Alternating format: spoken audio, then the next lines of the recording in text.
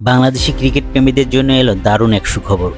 বুধবার 8 অক্টোবর প্রকাশিত আইসিসি সর্বমোট টি-20 র্যাঙ্কিংয়ে একাধিক টাইগার ক্রিকেটারের উন্নতি হয়েছে।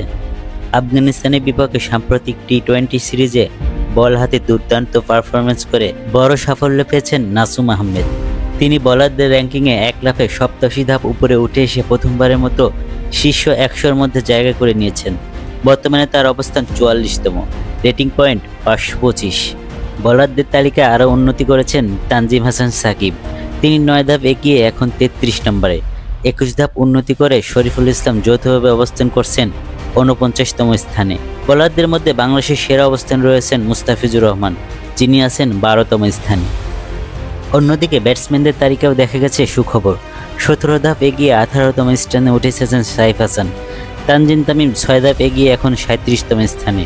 এছাড়া পারভেজ ইমন এবং শামীম পাটোয়ারিও উন্নতি করেছেন। তারা যথাক্রমে 18 ও 8 ধাপ এগিয়ে আছেন 53 এবং 91তম স্থানে। বর্তমানে টি-20 ব্যাটারদের র্যাঙ্কিংয়ের শীর্ষে রয়েছেন ভারতের অভিষেক শর্মা, আর বোলারদের তালিকায় সবার উপরে আছেন ভারতের বারুণ চক্রবর্তী।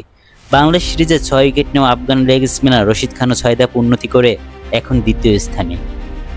টি-20 অলরাউন্ডার র্যাঙ্কিংয়ে পাকিস্তানের সাইম আয়ুব 1 ধাপ এগিয়ে ফের শীর্ষ স্থান দখল করেছেন। বাশার সবুজ, নেক্সট নিউজ 24।